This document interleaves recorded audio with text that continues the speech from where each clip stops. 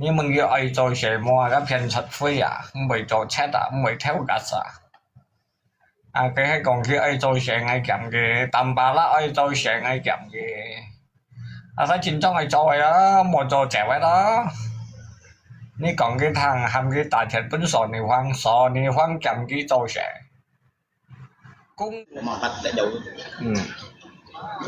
Bengkayang itu mau lewat dari apa ya? Surukam. Surukam itu dulu Mas Sakir itu terkenal. Sekarang jadi Bang apa? Udah tidak ada nama ya. Itu kan lama itu. 2000 berapa itu? 2000. Sejak kapan itu udah jadi sepi Surukam itu? 2020. Masih operasi gak dia? Apanya? Masih operasi kah? Masih. Oh, masih cuma tidak begitu ramai kah? Cuman tidak terlalu lah sekarang. Mungkin layanannya kurang kali. Kenapa itu dia punya suruh rumah sakit itu dalam hutan? Pas setengah itu mau tembus dari belok kanan belok kiri itu gunung apa gunung ular kah tuh? Gunung apa ya Pak Soe? Yang tikungan itu banyak itu namanya Kantareng itu Kantareng. kalau tidak bisa hari hujan itu mobil bisa hancur. Kalau mobil ke besar tidak bisa. Aku sering lewat situ kesimpan ke daring. Iya, keriling gunung. Bisa mobil besar. Kalau itu lah rawan lah. Oh, kalau damping nggak bisa. Nggak tahu lah kan. Memang tikungannya tajam itu.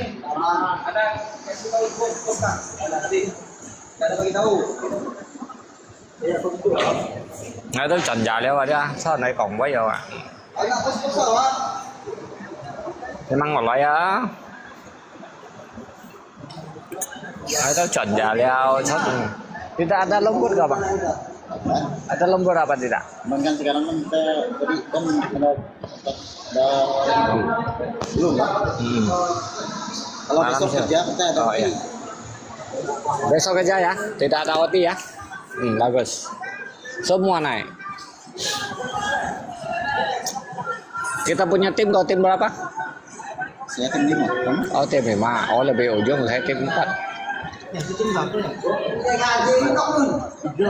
Sekarang masuk baru orang lagi ya, ada 3-4 orang. Ini banyak orang kerja, banyak selesai cepat kerja, laju. Kalau tidak laju kerja tidak bisa, mau kerja 3 tingkat 1 bulan. Mampu kerja? Mampu kerja 3 tingkat 1 orang kasih 1 handphone.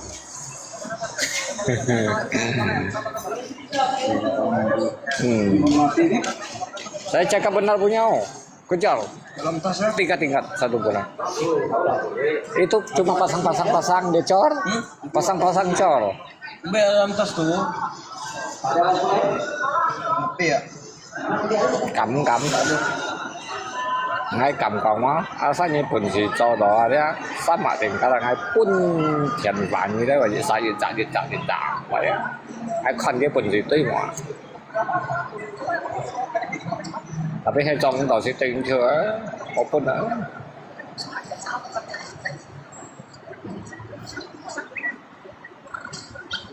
Oh abang saya kerja dia kerja sendiri. Berat kah? Oh berat. Makan nasi. Ya 2 piring tak apa. Hah? Biasa aku 2 piring.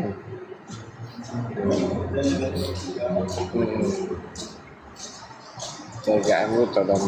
tidak ada.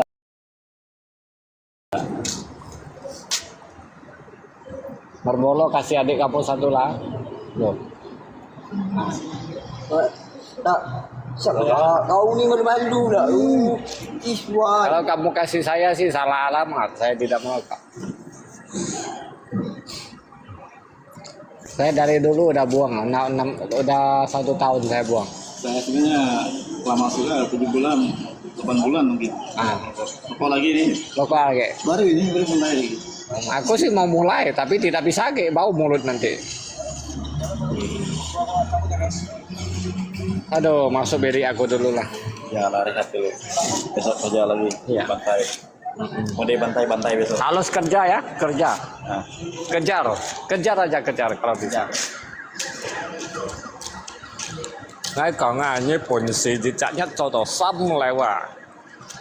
ngài còn咧theo các còn ngài bây giờ đó 半年3年就下邊啊。Nhật Bản thì tuy mà 3嚟哇，你tuy aja. Kalau như mau Bản thì tuy ada berarti dia Pak Bộ à. Pak cô chạy như này mà sao sắp đây vô bảo bạn tuy ai rồi tuy cái lò cái còn lò tặng kết đấy. Nhật Bản thì tuy tặng kết quá à.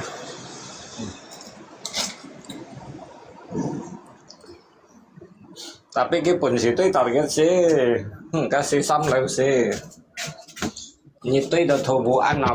bán thầu vụ ăn nào. Ấy. Nó tăng nó là xây phong xin xí khơi sư liềm bắt nhau chẳng em á bị với cầu cô cái thật tốt như nó ấy mấy cái cho bị vấn ngày hỏi giá họ ngay ông bị anh thầy đâu em nó cái nhận như đi lấy tôi chẳng như nó cái nhận lấy ship coi chẳng như nào vậy mày á các buổi á ngay còn ai nhóm hết na ngay còn như cho bút ngay các buổi liền ngay không như cho giờ đi như cho chào buổi bút ngay mày anh thầy lấy giờ đi ngáp buổi cầu bút như xăm sang ngay còn hoa khi xăm sang đều tăng coi như tăng ngay khiên đấy còn nhà lẽ tăng nó xong nó nhong cái dòng rồi mày xong nó chỉ có anh thầy thôi như thế nào tapi bị chỉ có người còn thầy nam rồi cho mày nó sẽ yêu ngay là tăng mimi á một tăng mimi sẽ bị con khẩu á nhưng mình nói sẽ tăng anh hộ cái gì cái còn á hay cái xăm xài cái tăng tại vì khó đồng mình phải đó cái thứ này cái đó cái những cái cá tính sao vậy ngay mới cái gì đó không ngay còn những cái tăng ai kia đấy còn lo em muốn làm hảo sang cái thành xíu ngay cho hồ bút nhiều như cho hồ bút ngay đó thiên phụ cái tao tăng xăm xì giá tăng khéo số sai khéo số tăng giá tăng tăng ngay được xài vay liều giờ đi ngay ngay quỷ xây cháo như thế nào ai giờ đó gì giá họ là sao nhiêu đi ngay cái xích bảo phần đó mày muốn là ngay cái xích hầm tổ mày họ hầm tổ khói phì của mày ngay khói phì bên kia đó sang ngay cánh tìm xì tìm điều cái mấy chậm bị tới từ dưới chặt tìm mà đó giờ đi ngay cho tôi cách tìm mà đó tôi cách tìm theo mà đó giờ đi lý xích ngay con giờ chặt tìm đâu xếp sao dưới tìm được dưới tìm chỉ là dưới tìm bắt giờ đi bạn coi chặt như nào đó cho ăn phát tapi ngay muốn kia bún xì tuy mà như bún xì tuy đi cái buổi đi như bún xì thì chả nhất là bún xì cho không xăm leo nhau còn đó chả như ngay bún kia hàng pon này rồi tapi hay mà hàng pon xí ngay cách bao còn yang penting cách hàng pon siêu tuy gì vậy còn cái tùy tàu hay tìm tàu xí một biển này cái xí phải tìm tàu mòn cái dưới một lọ nhà bán tuy như còn hai bà chưa đấy ra tiên tri của như cho những món căm nhận những chưa đi ngã cái sòn này có ngày lắp ra ngày mua cái như đó sao còn anh tao ngà bây giờ đấy được rồi đấy nhà đang ngà như ta bữa ngày bỏi cái nào sẽ tạo phần nếu đấy còn như thế bẩn xì tí mà một cái xéo trong cái xì bị chiều một bẩn xì cả lo nhà nó cái HP đó như nhắn lồng bút như cho trò đều cái chẳng còn như liều đi bảy tapi ngay còn hay ngay thật ngay được một thì trong cái búi dạng ngay được một lồng bút đâu nhưng mà ngay tuy hot là đi rồi như còn ngay mua khe điện phá left này một đấy cũng nhiều thật chứ mình ngay sống tặng có không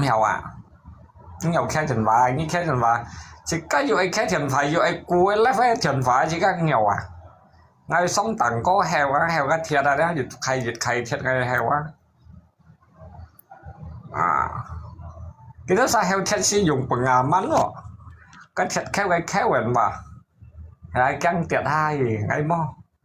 ngay thiệt hai xịt mày mày cái đây cũng như là như tao mày khéo ăn là nó thả như này còn cái như heo cái thiệt dưới ai heo cái bằng man nhiệt khai đầu cha có như tao mày phải dùng ngắt sò này hoặc ngày xưa dùng ngắt sò này hoặc ngày mẹ như vậy ăn mỗi sáng sẽ cho đi chạy hay mày xa như bữa ngày bỏ nhiều như hơn tiền mà phát nè mà mỗiอย่างmỗi chạy hả như chín chú kẹo đấy như hỏi những bài bát mỗi dùng đi mỗi lấy không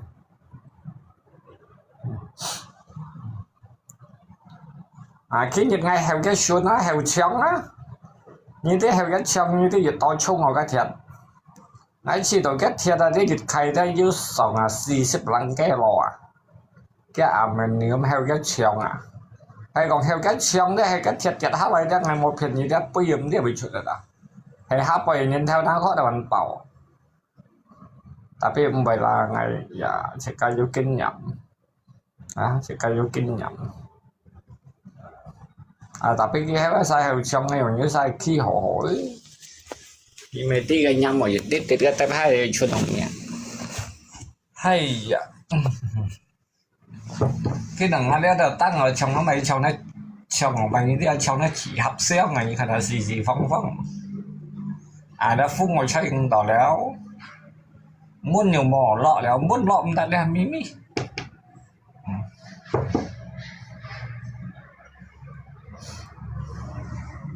shit bằng phán xẻo léo như dịch thu phụ này như là ra cả lâu như chiều những số các con sỏi này hoặc là đây nhiệm mỏ còn nó cài hạt kiếm báu rồi đó nè nó cài hạt kiếm báu chào đây là mấy chứ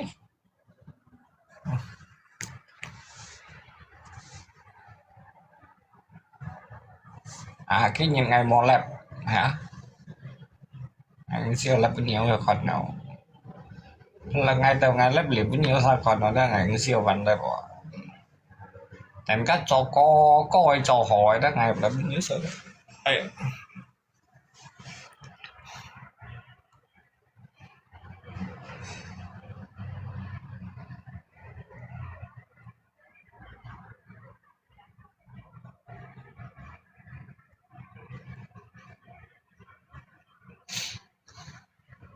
cái nhìn lọ họ to nhìn nó rồi sẽ ai làm cái lọ to thì mò xịt nhiều cái như tim to bên kia này rồi như cho lia an thầy pro chứ ở đây nhà cung nhìn nha kiểu xếp chặng kiểu như chỉ mò đây nhảy lọ vô họ to chỉ mò nhà cung nhìn đây ở vô lọ vô 300 chặng nhìn đó 300 chặng nhìn ra cái nhìn đâu kèo to liều lọ xịt cọng đó đi chợ cung si đó mẹ mang hay ăn thầy ở cung si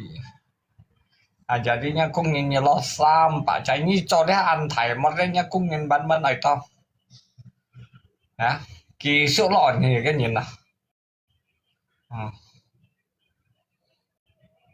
các phiền chặt phi ấy lấy cho sẽ ngay đó hành kiểm kìa nhưng mình giờ ấy cho sẽ mua các phiền chặt phi mới cho chết mới theo cả xã cái hay còn kia ai tôi sẽ ngay kiểm cái tầm ba lá ai tôi sẽ ngay kiểm cái thấy chính trong ai cho đó một trò trẻ vậy đóนี่còn cái thằng ham cái tài thiệt bấn sò này hoang kiểm cái tôi sẽ cung tiền dịch nhiệt 80 keo cho tao lầm bút 300 keo và bút theo cái phần bao shit bao sỏi 300 keo dịch nhiệt cho tao âm phú giờ ship điểm hay như ai cho đồng bút hay như mới cho đồng bút tao 80 keo ở như tao nói một xíu đi không sẽ các anh nhìn lọ to thì tapi như lai cho sẽ ngay keo nhận bạc keo ngay chọn bạc keo thằng nhân chiến ngay chọn nhưng mà ngay tay như lai chọn đấy và ngay chọn tuyệt và anh đi chiều mày cái một hạ sai như hả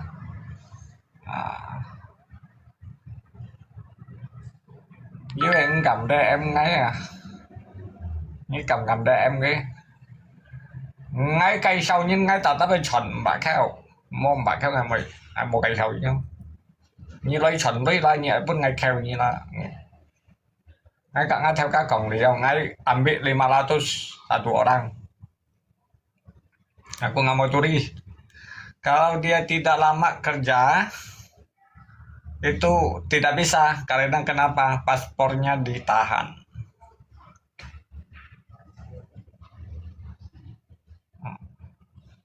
Như một phải cái ba nhắc phụ trợ với tahan đó mà tí như cái này lấy cho sẽ như lấy cầu hay lấy cho sẽ như mấy chuyện nhìn cho lo á mấy tí kia tiap hari tiap bulan apa bulan pertama mau ngày liang nhang bạn khéo dịch lên là mò thấy dịch lên chứ mày mới nhìn đang nhang bạn khéo các ngày nó chỉ cho cũng các ngày sau đấy xí đâu phản xoay đâu mới nhận đang nhang bạn khéo liang nhang dịch lên bạn khéo à siêu hồ leo à ngay cây sau nhận ngay tại nhìn bạn khéo siêu hồ leo à selanjutnya ngay mua gạch như thổ leo à vẫn mới nào mà sao những cảm bạn khéo những cảm phun ngay cái gì tốn lấy rằng liệu ta ngày phe nha những cảm phun ngay khoay theo rằng loại trò chen ngay ăn cảm phun như này gì à ngay trò phải liều trả nhất ngày bán siêu phun kìa có lẽ ngay mua sầu theo cả liều ngay mua sầu như đó à chào kawan mà sang bạn khéo những cảm hả như cách nơi trò chơi như mong ngay ở bên nhà bây giờ nơi trò chơi là như cầm tay bên kia chứ aku berani kalau kamu berani berarti kamu bagus ngay tetap ngay liang yang bạn khéo betul setuju itu ngay cây sau như lấy trôi sẽ như lấy chuẩn lấy ngay dịch tuần nó tỉnh tỏi ra lấy ai dạ cái đồ ngay phục khi mà ăn đâu á em mang về câu phần liang nhặng bạn khéo cây sau như lấy trôi sẽ tay như lấy chuẩn đấy à karena terus terang oh heo ngay terus terang ngay mesti cincin penjiwa atau gimana yang penting ngay chill nhìn bạn ngay mày tin đó yang penting ngay sân chill đó là giờ đấy à cha jadi ini mau muốn đâu à mày tin nhỉ ngay bởi cây sau ship trả nhến là ngay mày yêu ship yêu chân tuần nào á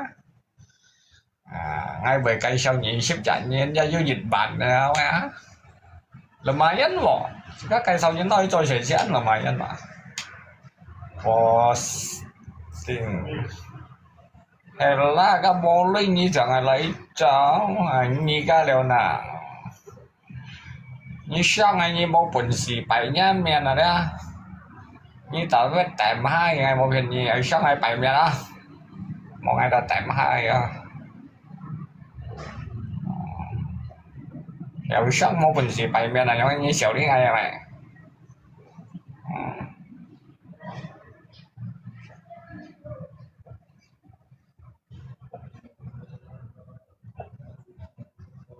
như ngay chuẩn nhận bạn khéo như mày kinh cho liao tất sĩ mà lại sĩ có ya ngay tin như ya đây sĩ xong có tất sĩ mà asuransi như thằng nhân chết mà còn cả sòn nhiều không hỏi ngá lại tất sĩ nhà cung thầy ngồi nhá lại chuẩn đấy tất sĩ mà xẻo xin đi còn ngay lại hỏi cái sĩ băng hiểu mà asuransi đó thằng nhân chết cái sĩ xong ăn có kẻ xếp chân đó tấp xỉ ngay tí như mua sầu sim nhá thằng nhân chân như tấp xỉ ngay mua tả lên nhỉ dạ nhưng mình mẹ là东西ngay cảm vô asuransi pun như tấp xỉ rồi như tấp xỉ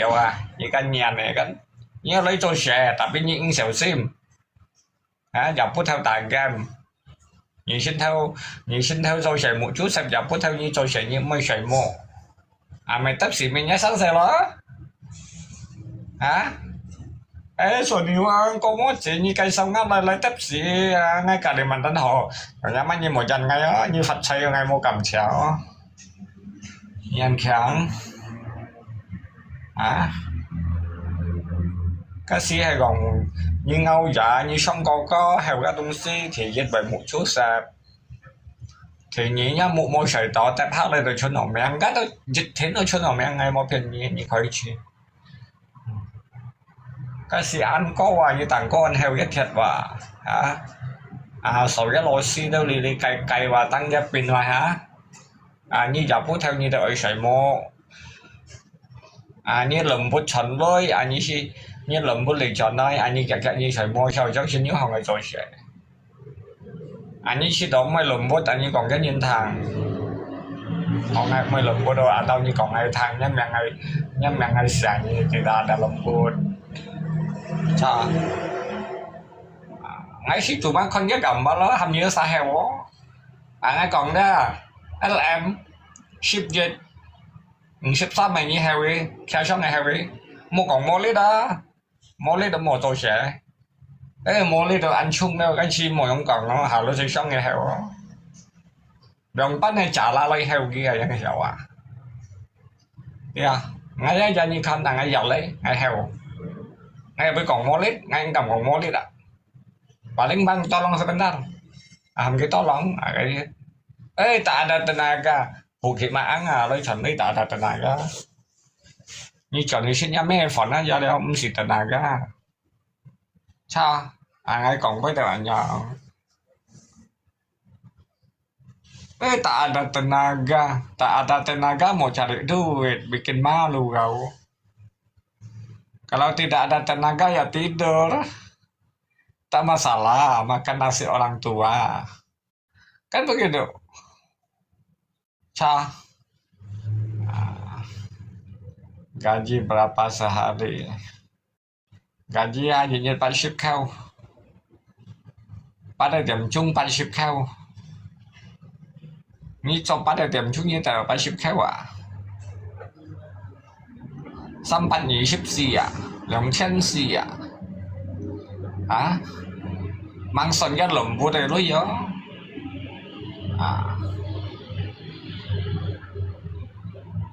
sampai 20 ya hay 2000 ya, 2000 ya, cái 2000 nó được bắt dụ tao cái xì bả, bắt dụ ta xì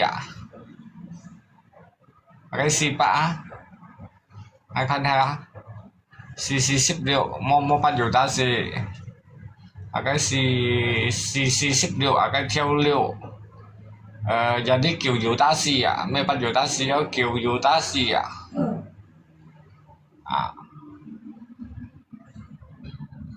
cái xì cho bắt được điểm chung con dịch chặt nhất cái như kiểu dụ ta xì mang sân lồng bút lỗi gì cái xì mấy kiểu dụ ta xì ship cổ theo luôn đó ấy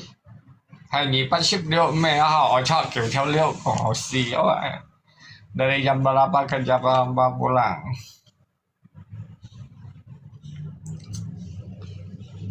lihat ringgit naik ringgit xong cảแล้วringgit xong cả lihat mẹ tiệm ban khai hỉ xếp xong đầu ôn thằng có đầu bắt điểm những chú sau đó là America ship nhị điểm chọn để ship phone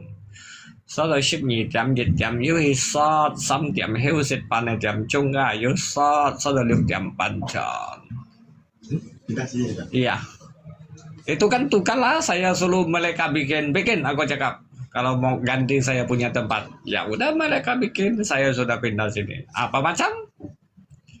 kali ini you sendiri bagus udah pasang berapa tingkat kalau mampu kejar 1 bulan kerja 3 tingkat 1 orang dapat 1 buah handphone saya berani cakap kau berani kejar kamu dapat rezeki yang halal oke? Jangan pura-pura tidak tahu lah saya sudah tahu itu iyalah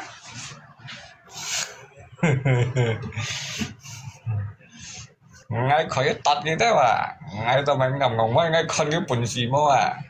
cái đó như bùn xì bà tí ngay trên trong máy nó còn xả chảo ngay siêu tận ngay theo ca mai mày tin gìกันแบบนี้บนสีเนี้ยโจซ้ำแล้วngay cho trông tỏ cái ăn phạt một nhang gì đó hàm cái chín ui sờ bằng rồi nhang gì thì cái nồi xì cái này hăng cái trâu sẽ cái trâu cũng tao như mày mố hay như cho tao mày máy không Apalagi jika memang contoh đâu itu dong yang hay cái quần xì tuy xí bên tuy hay đó tapi là ở to nhìn nó cũng to nhìn xí mang hiểu thì chắc nhất chứ lượng léo rồi cho nó xèo rồi như cho sam léo như thì cái gì to phật mà cái thiệt apalagi chẳng loại như là câu gì ấy đó là bánh heo ấy là lòng bánh heo nhà mà cho gì ngay câu về thủ buôn theo sao là ngay còn mày nhon cái chỗ đây ngay trời đi nhận ra nhà nhắn ngay sầu mà tận những tờ đầu ngà đi ngay phố bay tờ đầu một cái đi xem các mày nhon heo ngay còn nhưng các anh mẹ họ lại cái gì heo sao là ăn ăn luôn trong thềm lại muốn nghĩ cái trời là bánh heo ngay còn utama tuh mulut tuh tanya gimana cara pasangnya ai muốn nhìn này cái trời muốn nhìn này còn ai cho sáng sớm một lần nói ngay cái cho dạ tìm gì sao tìm gì sức cô sao hả như cái heo họ lấy bên con và theo cả và như cho nó sẽ xí cắn xì bắn theo nó sẽ bên nó xì bắn theo có chú má như con ghép nó mọt đấy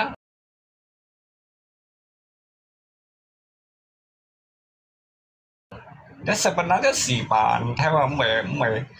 cái ngay cả như con các bạn cái là đó tùy nắn trồi sang giờ đó sẽ các hai này còn bởi vậy hả cho ngay chẳng mỏ to tới ngay khỏi chẳng muốn như còn là như con mỏ vì mỏ ngay khỏi gì cái cha theo cái đi tuổi东西ngay khỏi kể thiếu cho ngay khỏi heo cho mỏ ngay cái mày cho cái gì còn hả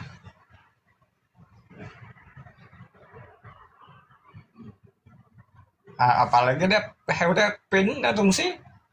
như con cái mình cũng con nghe cái thua nhau đây những cái nọ mò đây đang ship sắm hay kia tao hay sỏi nếu em ship gì hay kia tao hay sỏi cái tu con cái lộ ở bên cái kia ở bên cái sỏi này cái nhiều con nói chuyện bắn thôi sẽ nhau nghe hiểu cho tao lỗi với vấn buồn là cái tao theo cái hiểu cả ngay soi xong này như nào đó berarti ngay cho những ăn berharga nhưng mau khăn tổng theo cái hiểu cả ngay soi xong này như nào đó berarti ngay sổ nhiều hơn đó như kiểu phim một cái phải hao ganti profesi lagi kau bos hay là ngay còn ngay cho sẽ với xí nhân câu cái chỉ nào đấy cái đó hiểu khăn không bằng ngay như tới câu này ngay câu như thế hả ngay là với bún gì câu bà lên ngay câu nha đấy là bánh heo như heo đổ một hết bấy kệ hay là hai bánh heo mà nó hỏi cái như món lót đọc pin nhồng udah biarin aja tăng đó kiểu như mà cái xì men lim mà nó cái hà chung hà lốt hà bay những trả xí sang ngày cái cho sang xe của rồi cái bộ bày ô anh bày bánh nó đấy cái chết mua cả kim mệt hổ cho sang xe lần trần mà hả bỏ hành chiếu họ cho bỏ chiếu bỏ chiếu nhưng ai lấy ngay trần như bạn khác chính này lấy quá nếu vậy còn xì lù man mua chủ tân hả một cậu sao phải làm thầy gì ê hello khai xăng hello gì chẳng ngầm khai xăng như sợ khai làm tay bạn sudah aja mau khai xăng izin follow kawan silakan mau follow nggak follow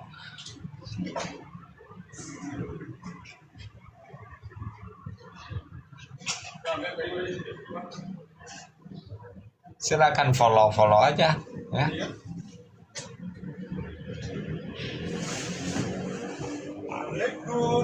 iya enggak ngelihat paku yang di kotak sini nih bang tak ada nampak saya tak ada nampak kan tak ada Itu paku abang nggak taruh situ. Kenapa abang punya paku bisa taruh situ? Yang beda.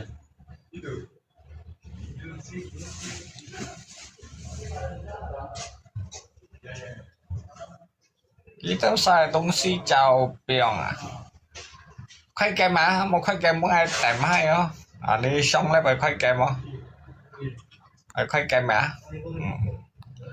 Ngay chẳng như xong như đợi khai game. À một cái ở xong thì được mày khai game và tự nhiên mới khai game và tự nhiên lôi đâu mày nhắm nhận bao vậy nè. À xong không? Một mấy xong à? Hay đã chẳng lý mà. Bây giờ sẽ gì xanh ngay chuẩn như ba, ai mới tí.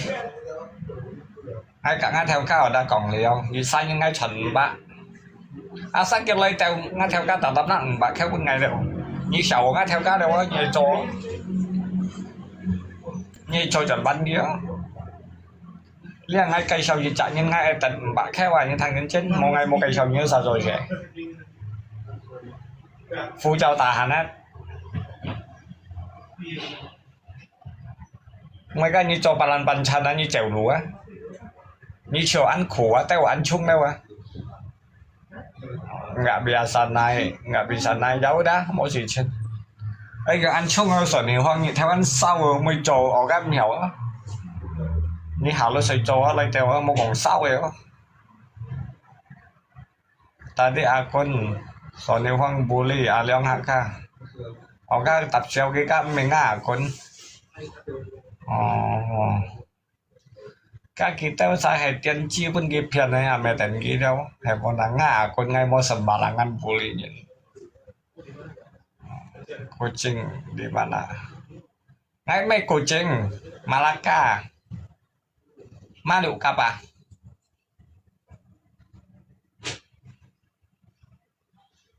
ya akun cuma satu ini ya sih hewa dia kira kamu aku jawab bukan berapa sehari. Berarti kau sebagai agent. Iya, termasuk agent boleh juga. Iya, termasuk agent. Hela, ngay ví dụ anh ngay cây sau như đây cho trẻ mỗi chuẩn bằng định lý. Nghe họ, ngay cho lấy lý cho ngay này chụp lý à. Mới còn như thế, hãy nhanh lấy với em đó. Bây giờ má cây tôi lấy vào bộ lý cái mong chim sẽ như trời à. Betul pin terjadi dari si bocin chao lah. Ngay anh Nga lời ấy chẳng như là tôi sẽ phát lo phải mai chơi đầu màu yang cái nữa à thì mỗi chuyện sai nhưng ngay ở sắt như đồng của ta sẽ sao á như chào như mấy á ở mấy mẹ hồi đó mua gì chết ngay mua hạ đó bukan agent senior bukan insinyur cả bukan agent insinyur à như thế vậy cho để em gái à các gái thỉnh vào mấy ngày quân nhí à ngay vậy còn như thằng ở với sếp à cái như đọc bánh loi cho bị kia ai betul loi á mấy cái ly như mau betul loi sih cái sih bệnh nghèo á 1 juta bisa kok ngay còn bạc khác và 1 juta Biasanya mbak kau như cầm ngác cá sếp vừa minta nomor HP họ ra lấy Biasanya mbak kau như này cầm ngác cá hay như cầm ngác cá họ đang ấy mấy cây sầu như đây luôn để thật à ngay mua cầm ngác cá ba ngay mang hỉ như sần như thế luôn đó nhưng một nhang ngay hỉ cá đâu các ngay hỉ cá sẽ ngay còn bạn khác đâu là mò hỉ cá mò được tiệm cá leo à tak ada aku ya saya filarkan biar kamu secepatnya kena tangkap Kuki Maang rồi như phải block hay là filarkan biar mereka tahu filarkan là jauh kiameng nhà đây cincin này jauh nyame còn những cái chim luyện cầm nhận chu kẹo rồi jadi như sang mau pun yang mbak kau hai mong hay mau bạc khéo đó ngay mau cày sầu nhìn trồi sẽ thằng nhân trên tapi như bún xì cho á lấy tay quá ngay à tốt như xin như một chẳng băng băng á bởi biết lo cậu chép mà ngay à tốt như xong thằng đó nghe cậu một chút nào chút nữa ngay ở chấp nhiên à tôi xong mình có ngay giống nhầm xong này à cái bài căng mà không bày ngay bài căng tép xì á không bày tép xì mấy kia cái rồi à nhưng mà hải xong thằng có nghe cậu cái chút nào những ngay hầm như sợi mũi chá ngay ta hầm như sợi mũi đâu à cả lâu như hải xong thằng có chút nào như tôi bữa ngày tọt hai ngày như hai sợi mũi nào lo shit còn á nhiều một chút nó có phân những chút ở chút ngay hầm như sợi mũi à đấy nghe không thấy sửa chỉ à phía sau cái một chút nhau bạn nhập anh căng rồi anh căng à anh căng một lời cho sợi mũi giá anh lấy một còn căng à như một liền nhá tầm nó như con tí à nhìn đã cảm xúc khổ đó được một căng à cơ ya kerja satu hari digaji berapa jadi pansyuk kau nhưng một chút chăng á xong rồi cái tặng có kiểu như mà mong đồ cái tại hai cái như một cá sẽ thông ăn à hắn nhắc cho chút nào nó còn á cá si mày mang câu ya nó做10個陣啊mang做到20陣30陣đấy quá做到20兩陣nó kêu bài có rồi à nhưng mong à hai nhá một chút phun à tapi ngay vậy si phụ banyak cerita naik Facebook oi kerja mau như bún xì mua à như tôi lấy cho à cái hàng như hay mua bún xì như xì mua xẻo đi ngay à chẳng đi à tiền chi phí nhưng mà cái cây sau khi cho sẽ đi mày theo à như theo cái xe máy như không nhớ video cả các bạn non chung cái hàng ngần go à hả như họ đang lấy cho sẽ mà tapi ngay thành những bạn theo á ngay mua thành những bạn theo ngay một cây sau nhớ ở như mồi sang như xong ngay như cả ngày xong chồng á thì ngay một bạn như xong chồng ngày mà hay như lấy cho sẽ à như phụ trợ như choต่อ lại đó bên theo tung si mô dùng như không nhớ video à bên những cái sẽ cái giống cái gì à phải nông chung nhà đình đó làm dạng khách gắt hàng ngầm chút hả kia ngay trong sẽ theo cái lấy còn mà cái xin nhớ chơi còn ai à với cái bộ tế hả mình như hiểu lấy cho sẽ mua cả lâu như lấy cho sẽ ăn hai cây sau như thân chiều cả hai kia thiết mày họ nhá bố sinh nhau săn theo mà toàn lộ mò lít hả các bộ tuần xã như chỉ lên chiều nhưng mà ai chồng phải lá họ như ai đó ai lấy châu á ai chẳng như xong á thằng cái cổng mày đã như bỏ BBCC á à đi như xong em toàn BBCC không chết ghế permintaan dah oh mau permintaan ya apanya permintaan oh gitu dah ya ini mau chín mang hào như đó à ok kiểu nha mấy anh to nhưng mà còn đi theo chu kiểu kiếm chiều anh to như cái như tôi nghe ra kiểu giảm đó chứ kìa dạ nhưng mà còn nhà mấy chi bay anh to nhưng mà còn trò xe to nhưng mà còn chi bay như sau này sang chua hai cái gem ha đó kiên cầm khay gem mà như cả ngày còn với anh ra tao mua quý kia à cả mẹ đó chứ cũng cầm khay à hả ngày mới cả các mô miền này nhưng còn với à một bên nhiều đã theo để các sinh viên đâu nhiều đâu anh tôi nhìn tí như vậy cho chết à tapi ở đây như một cho chết đó như theo cái thiệt chính nó suy như là đi về bún nhìn tả xỉa cái gì còn đó tapi sáng hiểu yang mau nhìn hiểu sáng xin nhiều như khi à với như này bộ đó nhìn cái ngọn nhiều là như chào hay bó nhưng trong số địa phương thì bây giờ nó phải nhiều cả trong nhí hả những cái bộ hát đuổi phải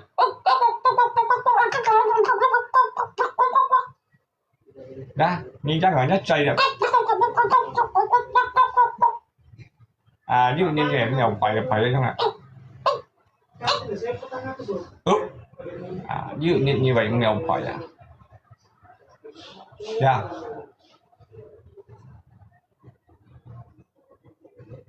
Nha đây những cái kẹo phải hả cái phải cái xa lì đó thì mới phải cái mối shit đó phải không đâu你做出嚟就做成功人嘅做蛇，你要做埋要成功人嘅全部嘢啲嚇，跟住飛，偷架飛藝門嘢，你做埋東西要成功嘅，你而家講啊，跟住你看冇？nhưng cầm khuấy cái mà cái còn với yếu dụng một lấy đi là mua đó cái món bình xị cái cả ai xong này album mà đâu ngày xong ra lấy bán ra cái đâu mua bình xị cả ai còn họ một cái chuyện ngày ha bà lại cái nhiều xong ra lép ngay bị xeo xị như xong này nhắm nhắm này tại xuất nhưng con hãy khỏi chuyện như xong lấy nhân mình tại sao đó một chút kẹo để thịt kẹo hay mà sao thịt kẹo sư phụ cái nông mi phun thật lời ấy cái cầm sao cái cầm khay kém cái bài hạ sĩ còn ngay như vậy偏出非呢嘅嚟做成冇偏你就本條嘅螺絲你為佢睇運喎，一鐵穿落cái khi cầm đó nhưng mình cái cho cảnh sát đây như đó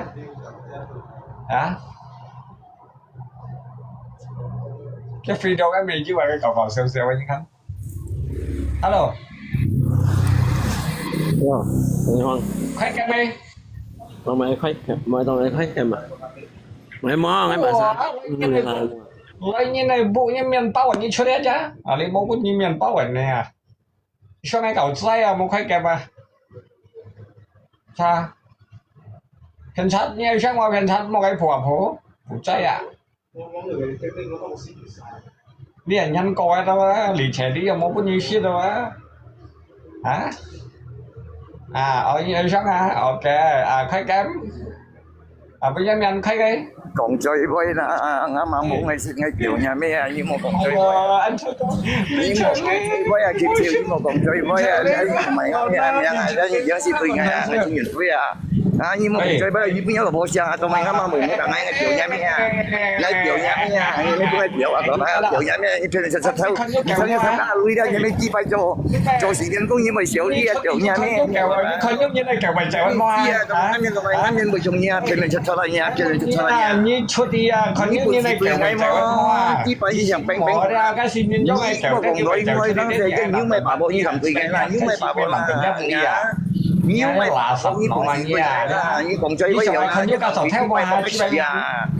ở những làm gì tao nói gì như còn chơi với mấy mày nói nhân gì tao nói gì nha như mua cho kiểu như mấy như bây giờ bố bây giờ như là như mấy chỉ phải tiền trả thôi kiểu như mấy truy xoay lại chuyện gì nha kiểu mà chỉ phải như mấy chỉ phải như sợ bây giờ mấy chuyện lắm như chỉ phải kiểu như mấy kiểu như mấy chỉ cho kiểu như mấy như mấy chỉ là kiểu như gì như trong cái này như kiểu như thôi như mấy ở như cho chơi sự chính cho là kiểu quay mà đâu cái như này kiểu như này dùng nó kiểu như mấy chỉ phải như kiểu cho sẽ cho như mấy chỉ nhưng mày lôi rồi như còn chi phải như còn chi phải kiểu như mày để chú cậu nha mày chết nhiều con chết nhiều con chết như bình chỉ tôi nghe như mày chi phải cầu theo như mày chi phải cầu theo như mày chơi theo giờ như nó cầm tiểu như mày chi phải cầu theo như mày chi phải cầu theo như mày chi phải cầu theo bình chỉ tôi nghe mấy lên nhà cái này mà lại như thế nào lại cái kiểu nhưng mà còn chơi quá nhưng mà còn chơi quá thì tôi nói cái này tại vì mấy này xe đi bởi cái nhất làm gì tôi rồi cái dòng xe này cái nhà Có đó.你个鸡啊，鸡啊，你鸡啊，鸡个。你个老买吗？买票呀咩啊？我说啊，nhìn ra mình cho nhau muốn xin vô vô. Nhà mẹ mình chỉ liền. Đó rồi thì dùng quân văn thông tin chào. Và tình trạng to mà. Nhà mẹ tâm bùi sẵn chứ thì. Chào nhà mẹ ơi. Chơi ghê thế nhà. Còn chờ lên nó nói xong chân theo. Cái biểu nhà mẹ. Có mấy chỗ mua xin nhau chào nhà mẹ. Bởi cái chào. Bà đi. Mà đi. Mà cho cái cho cả nó nhắc chi phải à mua xin dùng này đi là nhân cho thứ cho rồi mẹ cho cùng nhân cho một cái số là cho cái có dùng cái nhà ngay cái nhà nhưng mày còn theo cùng quay đi rất nhiều chi theo à phải chi theo à mày chi cùng quay đi làm tùy ngay mà giờ nha mẹ mua kéo như mấy mùi dùng cái thằng kèo nhà mẹ mà lên đó mẹ lên chân chiều gì nhà mẹ gọi là mẹ nhà mẹ cho cô thông mà đó nhà mẹ cũng hay biểu diễn coi à như mày chi phải bà coi à như mày chi phải bà coi như bụng thì các bữa chung diễn coi là cái hỏi đây là anh này theo cả số chỉ về biển đi xẻo đi chặt theo gì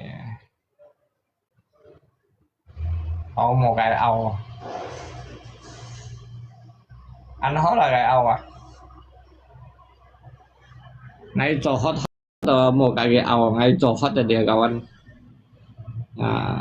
tạ quật đâu chi bay à tạ quật gì ngay với cái nhà ầu à nhưng mà như chỗ chết này như là ai ngay sợi mũ đeo à ngay chuẩn với những cái nhà áo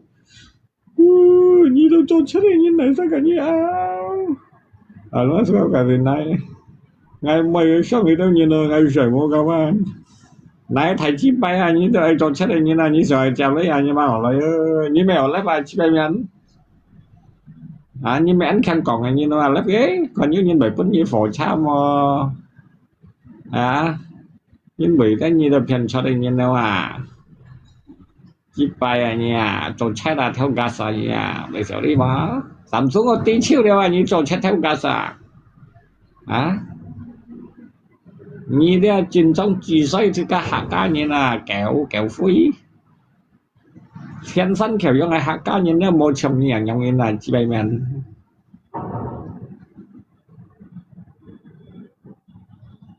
hay mó thì bộ quân gia là phó tí